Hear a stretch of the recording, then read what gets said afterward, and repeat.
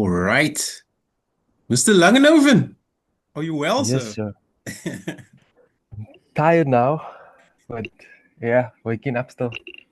That's good. That's good. Listen, man, first and foremost, welcome. Welcome to the Bro Go Zone podcast.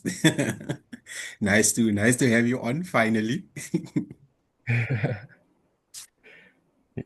Yeah, it's good to be on, man. I've been following the pod um eagerly, and yeah, it's good to be on.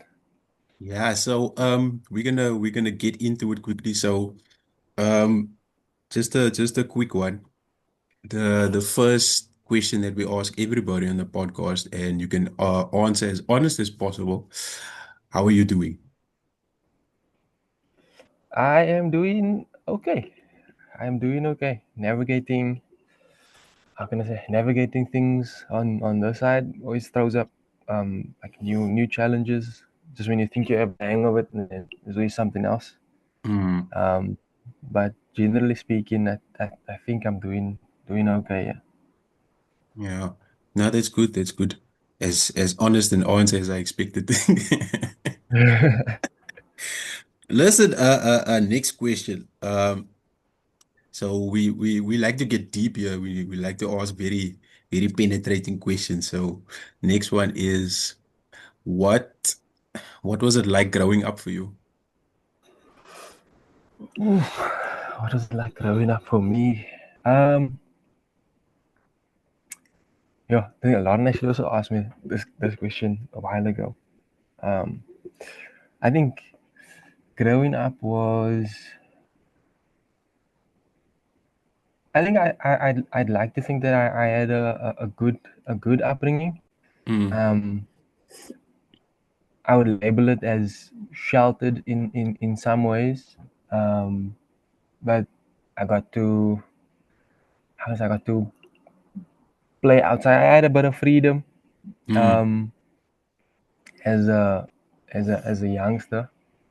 Like I'm talking like early ages, going to the field on a set. Like you knew on a Saturday, it's like growing up in Kravenstein. It's club rugby. It's rugby day. You can yeah. hear you can hear from your house. You can hear people going on. So it's early morning. It's shopping, and then you're going to the field the afternoon. um, but I would say I would say in that sense it was like free. Like we didn't have our own car for a large part of my childhood. Like before high school, we Mm, didn't have our own car. So we couldn't really go out much. Um, like my outings revolved around. I think my grandma played a big role in our outings, like taking the train into town, into the mm, city, going to the museum and going to Simonstown and things like that. yeah. Um, But I remember like playing outside, playing with my dogs, like in braai time. Then we like you, Travis, and some other friends. We playing outside, playing cricket in the yard, whether Mm, it's by me, by you, or by Travis playing on the park. Um, yeah, and in high school, yeah, I don't know. Towards the back end of primary school and high school, um, things got a lot. I don't know if I put the pressure on myself or if it was from my parents. Like I'd like to think that I maybe put that pressure on myself to just be like like a top achiever, yeah. making sure I'm amongst the best in the school in terms of my academics. And Mm, only at high school, and then I would like push sport wise and have try and have a balance in that regard. But I I don't think the pressure to excel or do well came from my parents though. Like they did expect me to like not or give it my best always, mm, and I made them proud when I did do well. But it's almost like that part or the role that they played is like blocked out Yeah, it's like if you ask me what my relationship was like with my folks in terms of my childhood, like if it was strict or not, like I would say it was strict. Like I had a strict upbringing in terms of um, you know when your bedtime was, if you were out of line, when your cousins were over or something like that, you know, when they're gone, they just give you a look and you know you're in trouble. Yeah, we Um, all had that, yo. Yes. yeah. Um, but I feel like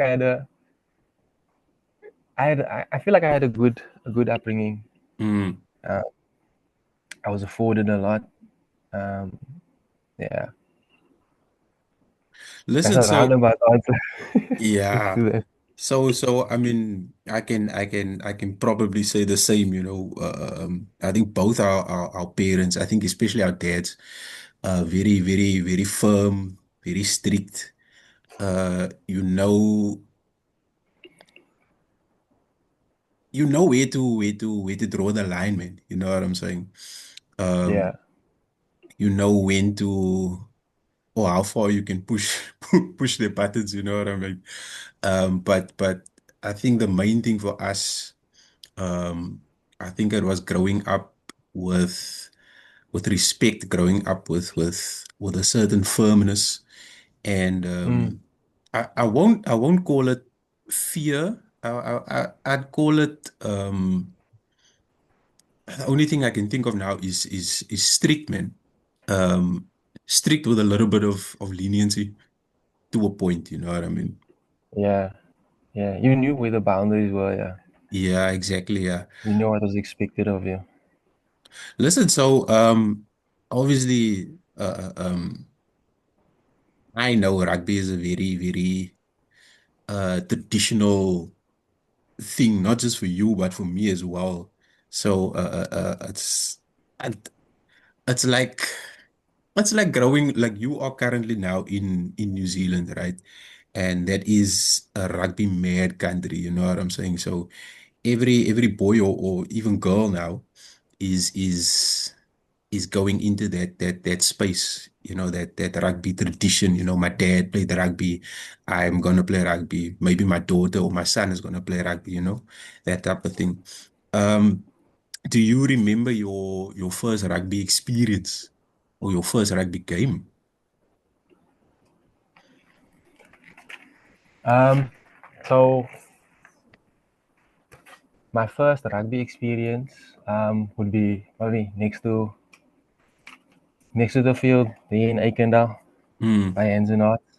Um, like we never watch the how can I say the seconds or the thirds. We'd always like I'd always find myself there on the outside fields with you and with the guy with other kids there at the field, mm, um, playing our own game.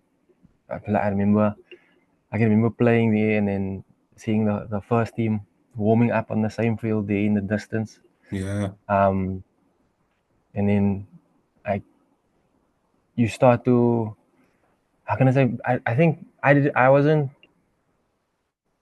familiar with like my with my first experience. I like wasn't familiar with any big Springbok names or big All Black names. Like oh I want to be like this guy or but like in the hands and arts guys they were those kind of heroes if I can put it that way. Mm, Um, so my first experience was like playing on the field and then seeing them there and then later on um, seeing my dad then coach him walking around there and then the guys warming up doing their thing. Um, but yeah, my first rugby experience would be kicking a tin next to the field while the first team rugby game is going on. Um, going to the field with my gran again, who was there to take oranges on the field at halftime from the and the 20s all the way to yeah. the first team.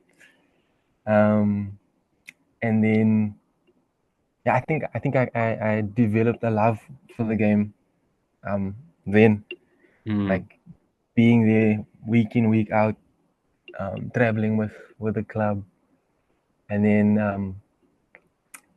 I didn't play rugby I would say competitively, like for the school team until grade 7, Mm, under 13 at Simonsburg, and then yeah, and then I played under 13A, which was really cool because we moved closer to the school, so I could walk home and stuff like that. yeah. Oh, I did play under 11. Sorry, I played under 11 in grade 5, and then I stopped. I stopped because I felt like the coach was unfair towards Mealy. Remember Mealy? Yes, yes, yes, yes. I Flo? remember, yeah. Yeah, I felt like he didn't give Mealy a proper like a fair crack. But I Mm. didn't tell the coach that. I just felt it, and I just didn't. I boycotted. And then I didn't play in grade 6. I grade 5. The coach would drop me at home after practice. Mm, That was cool. It was the only reason why I could play. And then grade 6 I didn't play. Then grade 7 we moved closer to the school, and then I could now give it a proper go. mm. And then yeah, I made under 13A, and then that was cool. Like no, like I played with really good guys. Like played with Courtnall, who became a Springbok. I Uh, played with like Jody Reineke. He played Varsity Cup for the Madibas, yes, I remember, yeah. and Jason was under 11 that time. Um, yeah, that was cool, man. Like it was a really cool experience going to tournaments. Um, Especially the early morning on a Saturday, because we played in the week after school, but if we went to tournaments, then we play on a Saturday. I remember like going to Worcester, going to Courtrai in Paul, Mm. early morning. Um, and then wait, something really cool happened in grade 7. We, as our under 13A team, we got to go to Paul Gymnasium Oh, because the nice. one the one sir at our school, he taught us technology. He was a Paul Gym old boy, so it was inter schools at that time. And then we went to there like Big Bragg. So we sat in and where they introduced all the teams to the school and stuff like that. That was a mad experience. Mm, Like I didn't I never heard of Paul Jum and all them up until that point. And then yeah. when we are looking at doing our like we were gonna go to high school, and then I heard about RTS and Paul Ruas and those guys. And then grade 8, man, grade 8, my mind was blown. Um, like going to RTS Bravo, like our school, I didn't know it at the time, but our school was like in the top 30 in the country at that time in terms of rugby. Mm. So we played against the likes of Bishops and Paul Boys and Sachs, Weinberg, Rondebosch. Um, we didn't play Paul Jim, Poland Landbow, and we had Mm. inter schools against RTS Drosday. So man, it was going to those schools. It was a mad experience, Yeah, and that they live and breathe rugby there. sure like the tradition, like just at the school itself, and then how they go about things, like at Bishops. Um, the under 14s don't play on the main field. We always played on the outside fields. Uh, But then watching like the first team play, sure, like the whole school is still there, and that was like it was mad, young. I remember was it under 14? Oh yeah, wait, under 14 we just played DF Milan, and we lost the game. But our coach was so like angry with us because we were the better team, uh, and we still lost the game. And our coach told us, like he like ripped into us in the changing room afterwards, and like never again will you guys be the better team and then lose like this. Oh man. And then I remember going out, and my dad, my mom was standing there, and some of the first team guys were also like standing next to us, and they were watching the other game. And then I don't know if I told you this, but I remember I felt like a bit emotional at the Uh, time, and then my dad could see it, and he just told me like, don't let this guys like the first team guys see you cry, man. Like yeah. you, they've got some respect for you, like for what you did on the field and stuff like that. Don't let them see you now cry. And then I like put my stuff in my bag, but then I just sucked it up and I Mm. carried on. Um, yeah. Hey, your Kelsey's also awake. Those were really challenging videos. Hey, yeah. So I was exposed to a lot, um, Uh, rugby wise, do and you do you think you could have achieved more success? You know, like I know you played club rugby for Girls River, and for Hands and Hearts. But do you think you could have like stepped up like to the next level? You know, that um sort of amateur semi pro. You know, like I believe if I had put in um more effort and I had more focus, I think I could have at least achieved maybe like a super rugby level. I mean, like what's your other cousin's name? win. Yes, you know what I mean. And Wigan as well. I mean, sure, those were like examples of like hard work. You know what I mean? Yeah, Getting to the next level. So I mean, yeah, I think you and I could have gotten there.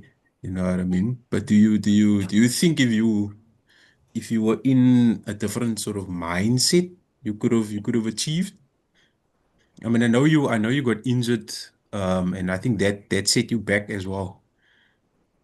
yeah. You know what? This is one of the questions that I was thinking about when I looked through the questions. This was it made me think because I was look like being in those circles. Say like you see the politics when it comes to school sport, especially school rugby. So you can see if you or which schools have a better position or in a better position to make it at I'm gonna say at junior level to get province colors. Hmm. Um, it's not impossible, but it's just easier. You must like be just a little bit extra um, better in a way than your opposite number to just make that last get over that line. Hmm. Um, so man, in saying that, um, I would always make it past when we get to like read the regional phase of the trials, and then I'd fall short. And for the longest time, I didn't know why that was the case. Hmm. Because especially at club level as well. Oh, I should at school level, I noticed that if we played, there's one school in particular, Power Boys. I'd have a solid game. Like I'd pick myself up for that game for Hmm. Boys. Um, but when we played the other average schools, I'd be hit and miss in terms of my Yeah. performance. I did get a chance to go to Paul Boys in grade 11, but then I chose my academics over that. Was Hmm. one of our teachers was gonna leave, and one of our teachers was gonna leave and go to Boys High, and then um, he went. I got him at Ratanga, I remember still, and then he asked me if I wanted to if I wanted to go with, Yeah. and so I said I chose my academics over that because I was afraid at grade 11 it would be very difficult to adjust or adapt. Hmm. Um, so I'm like running through the moments where I was almost like at the door Yeah. in terms of making it to that next level. Um, what else? yeah, so at school, I dropped out at the regional phase, and then under 20, my second year playing under 20, I actually made it to the wider Western Province under 20 group. Mm, But then again, I just couldn't make that next step up. yeah. So I what you said was kind of hit the nail on the head, like having a different mindset. Um, I feel like that hampered my progress. I wasn't mentally strong enough to make the jump to the next level. Yeah, Um, I think you just said something now that hit me also, because at the time I don't think I was mentally prepared as well. I think if I had been, and I'm not just talking about the coaches or the coaching that we had growing up. It would also be the the support from your family or your parents or even your peers as well. You know what I mean? So um, I think if I just take myself as an example, I mean, um, confidence wise, my confidence would take a knock if I didn't start. I mean, like your dad was my coach, you know, so at under 20. So if he didn't start me, then I would feel like, you know, am I gonna, you know, what was all the training for during the week, you know, pushing yourself on Monday, Tuesday, and a Thursday. mm, But you're not starting, you know what I mean? And yeah, that played a role in in my confidence level. But I also think that if I had the right, like I said, if I had the right mindset at that time, or even now, the mindset that I have now, if I had that mindset, you know, a couple of years ago, going into my teens and my early 20s, yeah, I would have been a whole different type of player, you know what I mean? And I think especially like okay, you slightly taller than me, but for guys of our stature and our size, I mean, look at Chase and Kobe, you know what I mean? If he could overcome that, you know, why couldn't we at that stage, you know? But I also think the coaching at the time didn't allow for guys of our height. You know, it doesn't matter what your skin color, but guys of our height wouldn't necessarily make it into a Springbok squad, if you know what I mean. Because at that time it was always those big boys, you know what I mean. Talking about your Pierce Spies and these massive forwards, you wouldn't stand a chance. yeah. I mean, yeah. How can I say? Who is this now? Like Joan de Jong was coming through, like just like almost the same time as me. He was Mm-mm. probably a couple of years earlier, but he was like roughly my height. Yeah, And like when I watched him, because he's almost 40. No, he turned 40. Um, he has a podcast with Rudy Page. Behind the Rack. Yeah, it's yeah, funny. yeah. I love watching that. Um, Yeah. yeah, they're funny. But when Peter de Villiers was on, and he was like, who got speaking about guys like the size and stuff like that, Mm, and it's probably a link to the coaching that you mentioned earlier. Like if I probably Chislin and Juan are probably like testament to that. Even like Dwayne mm, is our height. Um, but if you really wanted, you would put that how can I say, that time and that effort into working on, okay, I'm smaller than most of these guys, so I need to work on a tackle technique, or spend a bit more time in the gym to mm, make up for that. Because I like, not myself per se, but they would. I would like to think that they would say to themselves they have something on attack Mm, that counts in their favor. It's just this thing on defense now that they need to, how can I say, just put that little bit more effort in, yeah, um, to how can I say, yeah, to just make more of an impact so that mm, doesn't count against them. yeah. And I well, I admire Dwayne for that, especially when Dwayne played under 19, because Dwayne was a year younger than us, Mm, so mm, he had to put a lot of work in to not catch up, but he put a lot of work in himself to be a better player. mm, And yeah, I'd like to think if he didn't hurt his knee, then he probably would have kicked on also, because he's someone that had that mindset, that mental strength yeah.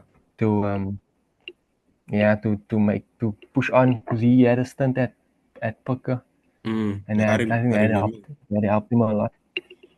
And having a brother like Wigan also motivates you. Mm.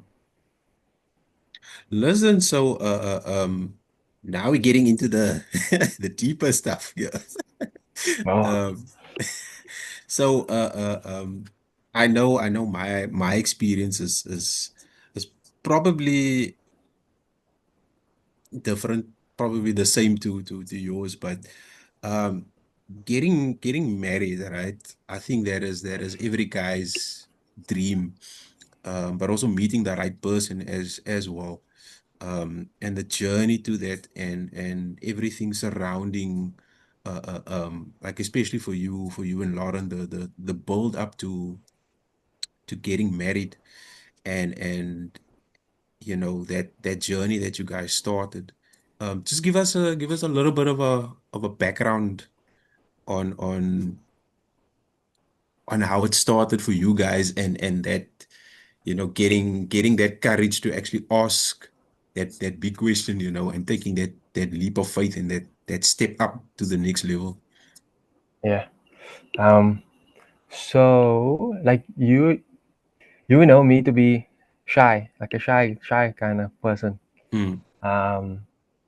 So Lauren and I were at the same church. She just started attending at the same church as myself, and then we had the same friends. yes. I actually met like properly on a young adults camp. Um, that was in 2011, I think. And then we tried dating at the time, but we were both it just didn't work out Mm, at that time. And then like we continued to see each other within our friendship circles and stuff like that. But there was like nothing within us to give it another go at the time. mm, Um, and because of my shyness, I I would often wait until a girl shows interest in me before I'll make a move or anything like that. same here. And yeah, it was almost like take the easy option. uh, Um, I remember probably only on two occasions, no, maybe just one. The second one being when I actually like asked Lauren to go out again. The first girl that I like actually went up to and um like in a as you do in a mall or whatever, was at Grand West at the ice rink. I would go there often with my friends on a Saturday evening. mm, Um, and I think Nelly was with me this one evening, and so there was this. We had finished skating. We're gonna put our skates now, take it back to get our shoes, and then this girl was standing there. No, wasn't Lauren. Um, but I would later come to know that there was a link between this girl and Lauren. They were very good friends. So they danced together and stuff. Um, but yeah, so I still remember. I told Melly, look, that girl's like really, she's mooi man. And then but then I'm like talking myself out. I'm like, I'm not gonna go. I'm not gonna go. Like, and then running through all the things that could happen. And then he's like, man, just go, man. So we like, okay, this I'm gonna rock paper scissors it. And if I win, I'm not gonna go. If you win, then I'm not gonna go.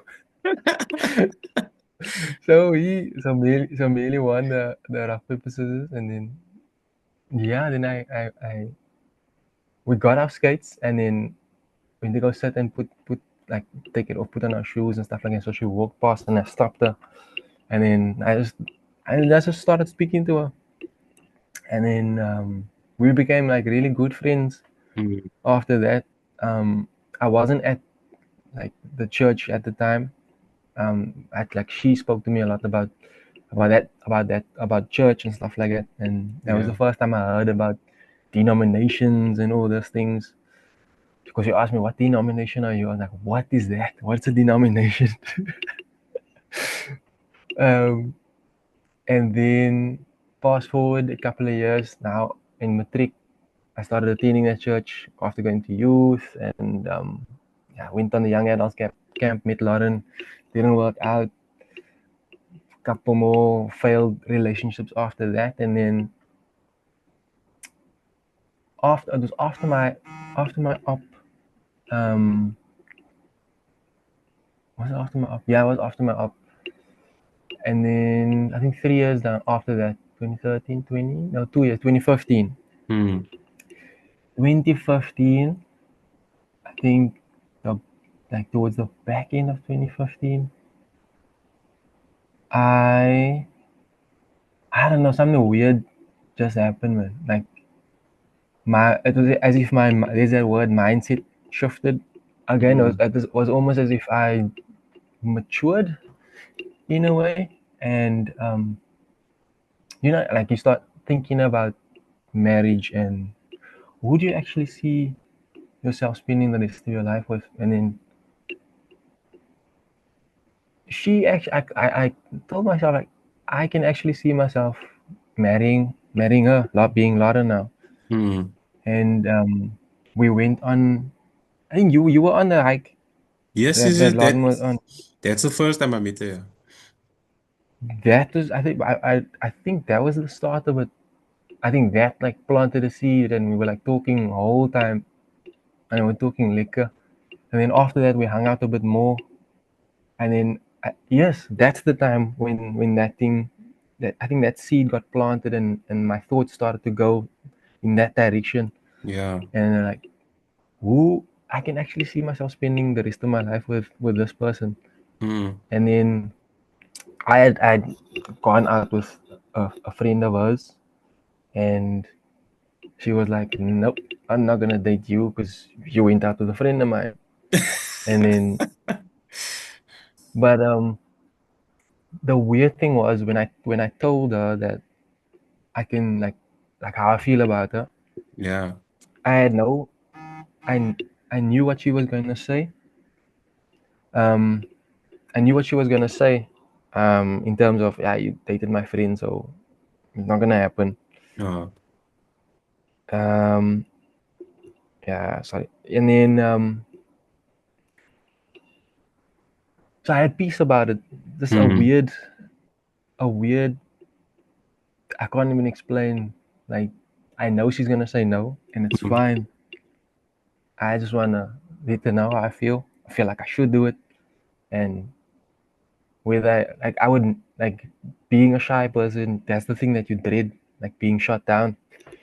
It's like your worst fears coming to your reality. But I was like, that's fine. Uh-huh. And then I said it, and then it happened exactly that way. And then she still asked me a name, like, okay, I think you just like the idea of marrying me, or of marriage or something to that effect. And I had to give a couple of reasons why her in particular, man. And some of the I can't remember all of it. I could give like 13 or some my number like that, more than 10 at the time. Mm. And some of it was like I know that she would challenge me. Um, she wouldn't allow me to just coast through things. Like I know I'd get to where I need to be because of her. Like that's what your partner or your helper should be. Mhm. Um, helping you get to reach your goals, to challenge you to develop goals and a sense of direction. And so that was the one part of it. And then in terms of getting myself ready for it, I spoke to I spoke to my dad and I spoke to another elder at church. Lee's dad actually, Leandre. Mhm. Leandre, his parents also like played a big role in my. I think that after school till that age when I got married, they were like another set of parents. Mhm. Um, so I remember one evening going there and asking them also like, how do you know, man? As a guy, how do you know when you're ready to make this step, man?